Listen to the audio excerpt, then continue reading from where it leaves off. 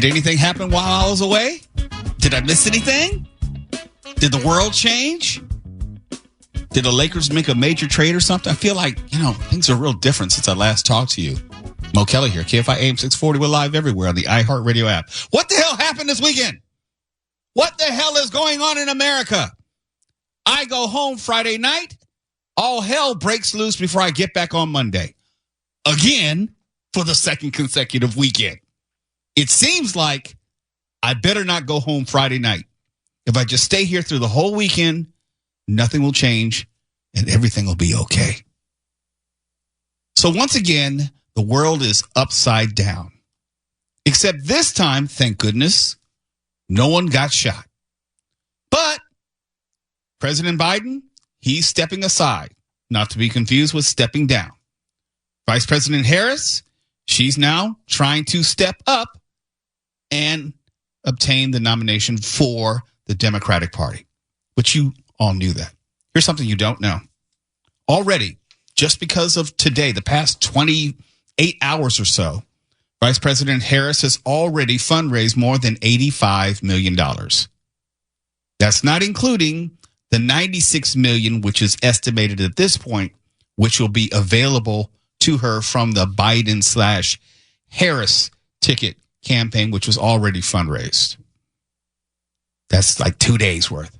That's not including the poll, which just came out, informal poll of Democratic superdelegates and delegates, where already Vice President Harris has enough informal pledged delegates to secure the nomination.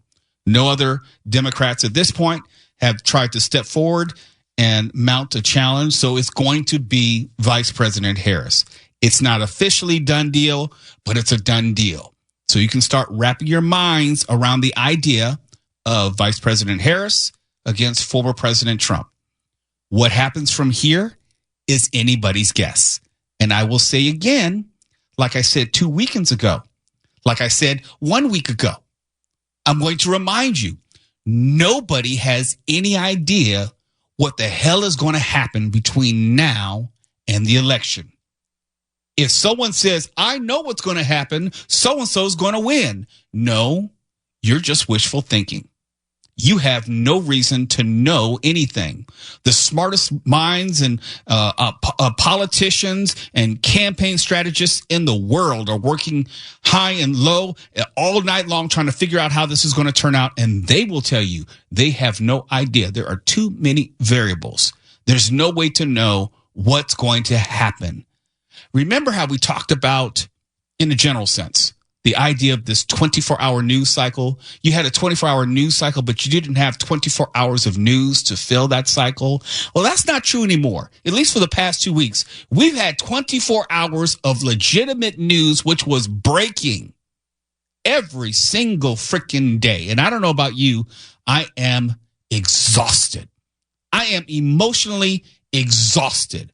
I woke up Sunday morning. I thought, it's just going to be a typical Sunday day. I was going to go hang out with my wife, go see my mother, maybe schedule a cruise, book a cruise. It was supposed to be a laid back Sunday. And then by 10:30, I get a call from Spectrum News saying it's happened. President Biden is dropping out of the race. What? And then from there, I was doing nonstop interviews. And then I woke up this morning and I had to go to Spectrum at 6:30 in the morning. That's how my day started, 6:30. So I got to Spectrum, did that interview. You can see it. It's posted at Mr. Mo Kelly on Facebook. It's on my Instagram, Add Later with Mo Kelly, at Mr. Mo Kelly. You can see it there. Did that interview. Then I had to go get ready to do a live hit with Rogan and Rodney for AM 570. So we talked about that at the Hollywood Park Casino. So I was talking sports and politics, presidential politics, the Dodgers, the Olympics. That was at 2:00 today. And then I got on the freeway and drove another hour to get here. It seems like I did a lot since the last time I spoke to you. And I have no idea where any of this is going. Just don't know. And you know what? The best part of it is that's okay. That's okay. You just kind of allow it to happen. None of us can control it. There may be a debate. There may not be a debate. There may be some skeleton which is going to fall out of the closet of one of these candidates or one of the vice presidential candidates. We don't know who Vice President Harris may choose as her running mate. There is no conventional wisdom anymore. And I said this on Spectrum News. The Democrats have turned their party upside down. The idea of an incumbent president stepping aside and announcing he's not going to run literally months before the election is unheard of. Unprecedented. I know it's a word that we use far too often. It's unprecedented. How in the hell did that happen? No one knows how we really got here. And we can blame this person or that person and say, oh, we knew all along. No, you didn't. No, you did not. You did not know that Joe Biden was going to wake up on Sunday morning and say, ooh, just kidding. I'm not going to run. No one knew that. Now, you can think that it was trending in that direction. I thought it was going to trend in that direction, but he made it very clear he was not going to get out of the race. And sure enough, he said, you know what? I am getting out of the race. So who is Vice President Harris going to choose as her running mate? You've turned the party upside down, Democrats. I think there's an argument to be made that you go big. What's the point of turning the party upside down to maybe just lose respectably? Go big. Push all your chips into the center. And what I mean by that is this is the year where abortion is a huge issue. This is the year in which women's reproductive rights is a huge issue. This is a year in which the Democrats are talking about Project 2025 and all the supposed rights which would be limited by it. Could you imagine if the Democrats chose Michigan Governor Gretchen Whitmer as a vice presidential candidate? Could you imagine a ticket of 2 women and you would put all of those issues front and center and force Americans to deal with those issues right in their face? And then you would have independents and moderate women have to deal with the possibility or the prospect of having not only a president, but vice president at the same time. At the same time. Feel like Sally Field. The whole time. If you know that movie, Mrs. Doubtfire. If the Democrats are going to go big, this is the time to go big. Or they can go the safe route and choose Pennsylvania Governor Josh Shapiro. They could go, Illinois Governor J.B. Pritzker. They could go Arizona Senator Mark Kelly, the astronaut. Those are all safe picks. I understand the strategy. But what happens if the Democrats try to come off the top rope with an elbow like Jimmy Superfly Snuka? That would change everything. For all my wrestling fans out there, that was a deep cut. That was a real deep cut. Mark Ronner, how you doing today? How was your weekend? I love any reference to Jimmy Superfly Snuka, especially if you add on some Rowdy Roddy Piper. Well, come on. We had Hulk Hogan last week at the RNC, so everyone needs to bone up on their WWF. And their Idiocracy. Right. Watch that movie. Well, see, that's another deep cut. How life is imitating art. It is insane and uncanny how it is. I think last week I messaged you that I was waiting for the appearance of President Mountain Dew Camacho, yes, didn't I? Yes, you did. Now everybody's in on the joke. And it wouldn't seem strange at all. Not at all. Not in 2024. We are so far through the looking glass. It's later with Mo Kelly.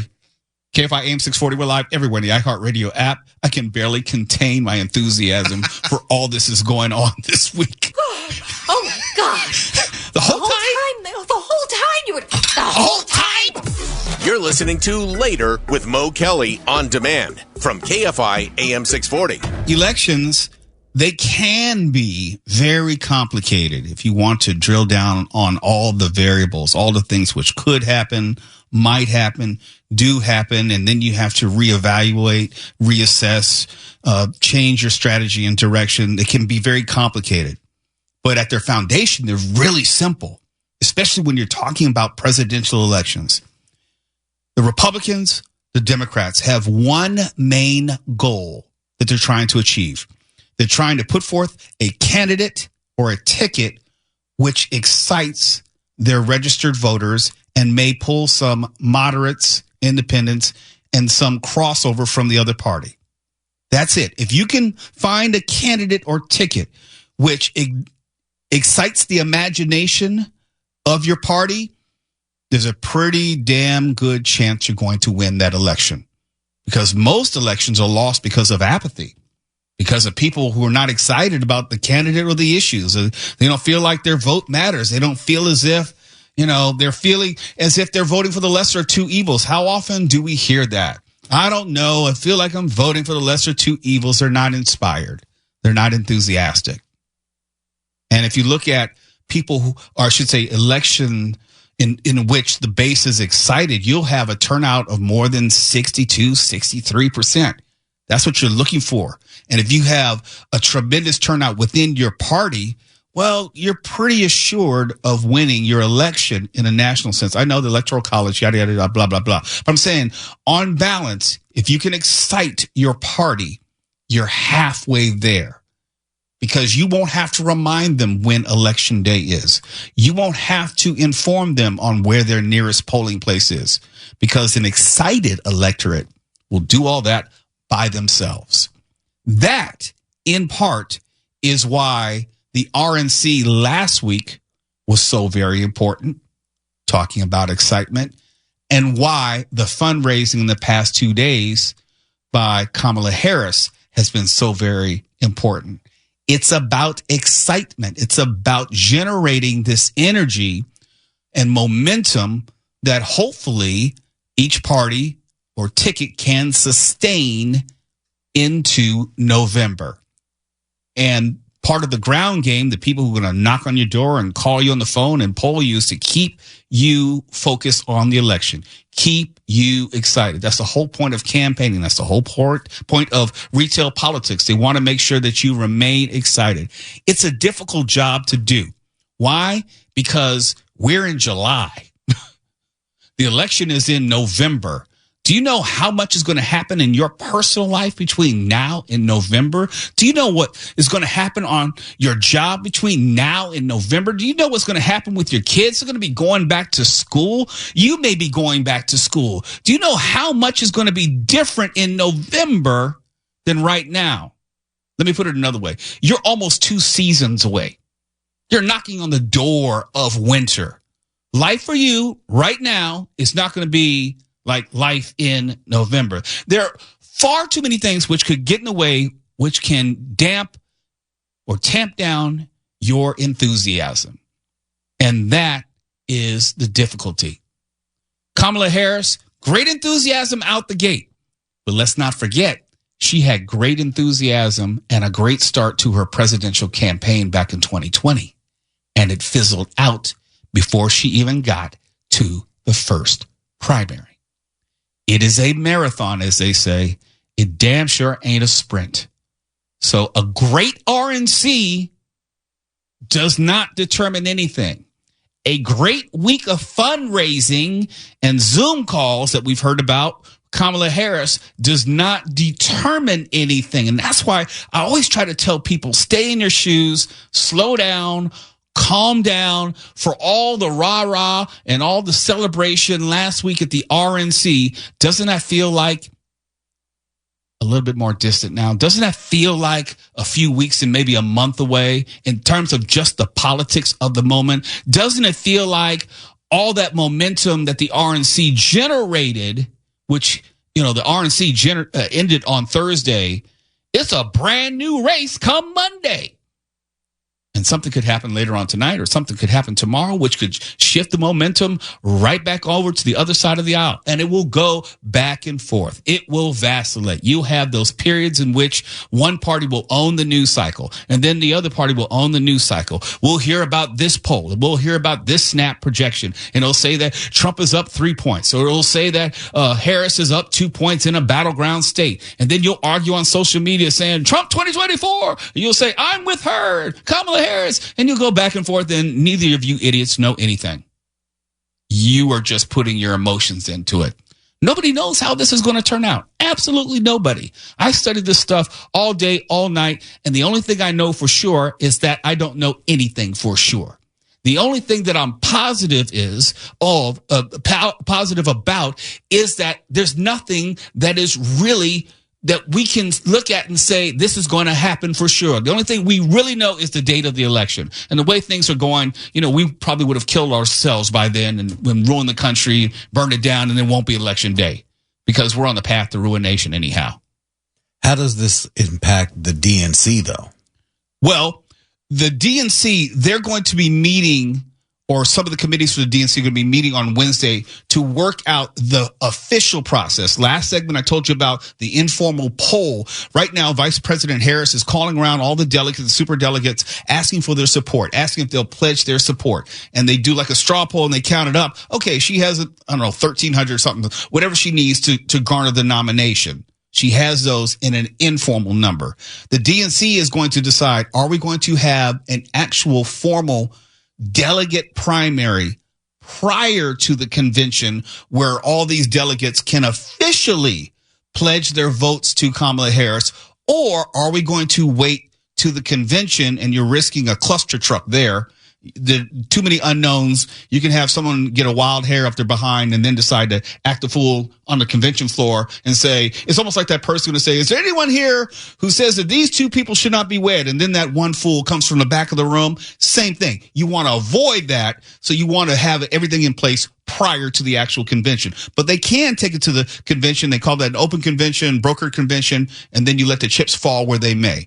Vice President Harris is trying to make sure everything is in place prior to the convention. The DNC is going to have this meeting to see whether they're going to have a formal primary, mini primary of just the delegates, not voters, but delegates and super delegates. And then they would have the actual convention where all this would play out.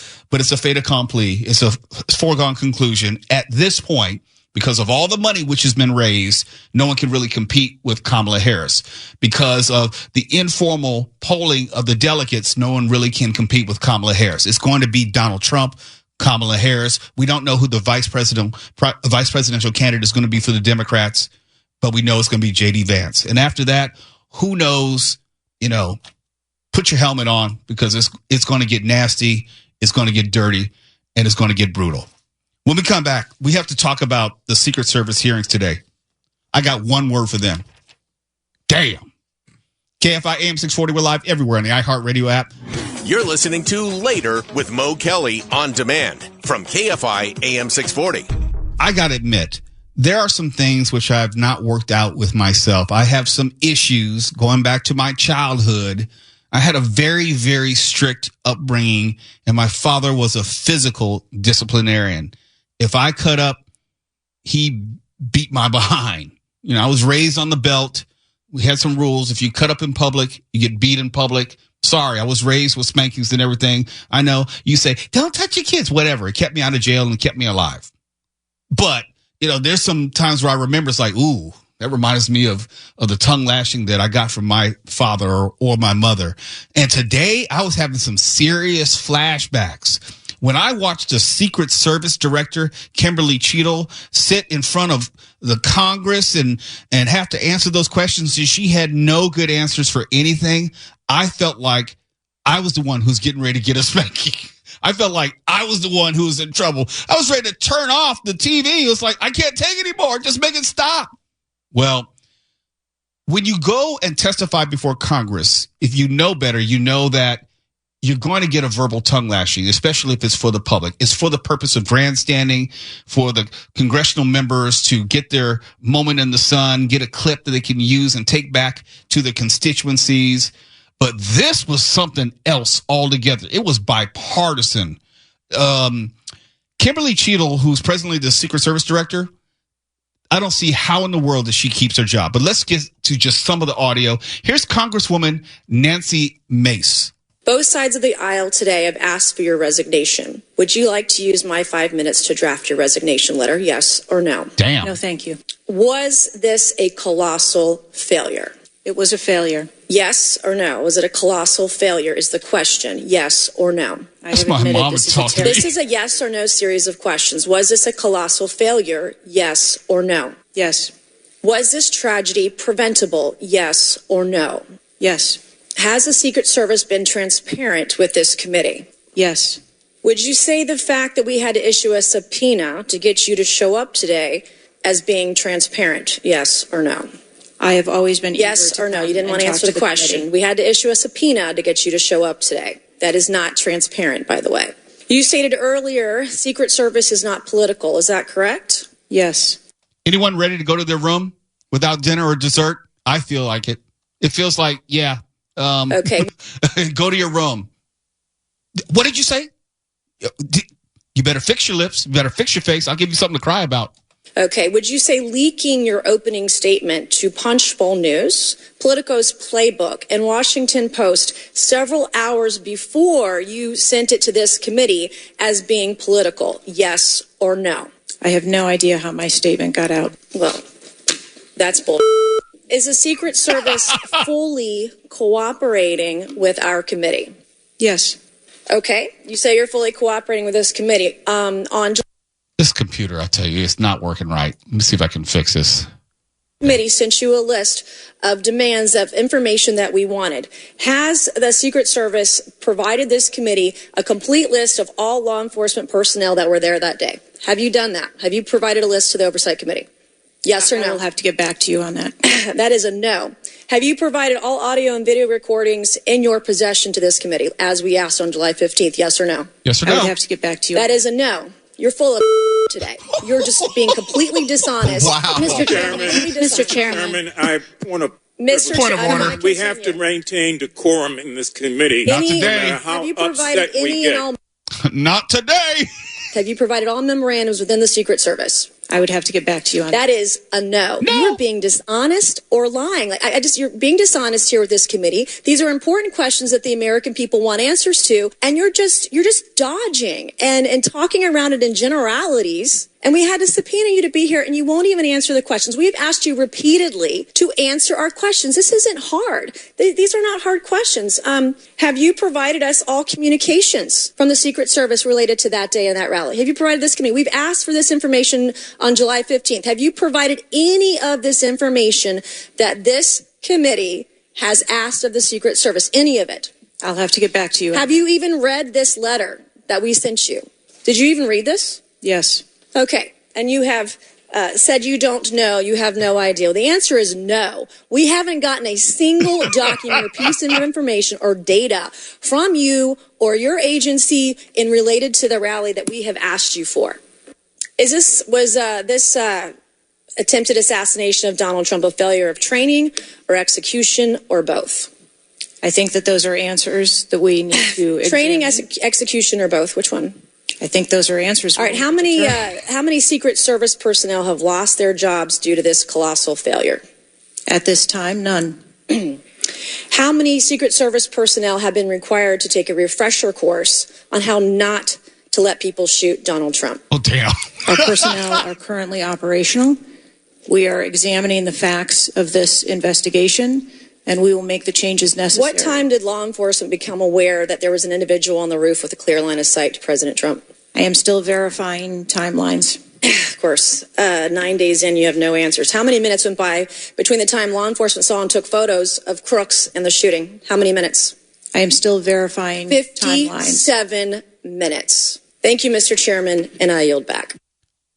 Okay, I'm grounded for the rest of the week, and I didn't even do anything. That was brutal. That was real rough. Are you stupid or incompetent or both? Answer the question. Yes or no? It's like, it's when you're trying to find a quick way out of whatever you just did, and they know what you did, and you cannot find a way. It's like, yes or no? That's it. I was waiting for the Secret Service Director to say, language. When we come back, we'll have more of the tongue lashing of the Secret Service Director. It's like, I feel like I need to just, repent or something. It's like, what's wrong with my life? More in just a moment. KFI AM 640. We're live everywhere in the iHeartRadio app. You're listening to Later with Mo Kelly on demand from KFI AM 640. When we were listening to the tongue lashing that the Secret Service Director, Kimberly Cheatle, was receiving today at the hands of members of Congress. I don't know how she retains her job. I don't know how she hasn't already turned in her resignation. This is untenable. There's no way she keeps her job. There's just no way in the world. Last segment, we were listening to Congresswoman Nancy Mace question her. And now this is Congresswoman Marjorie Taylor Greene as far as her assessment of what happened last Saturday. People under your command did not consider him to be a threat, yet people in the crowd knew he had a gun and considered him to be a threat. That means that you are a complete failure as the director of the Secret Service, that people under your command don't perceive a man laying on a roof with direct line to the president with a gun. They don't perceive that to be a threat, yet the people in the crowd do. How is that possible? I'm not certain at this time how the information from the people in the crowd was relayed to any law enforcement personnel. No, you knew that everyone knew.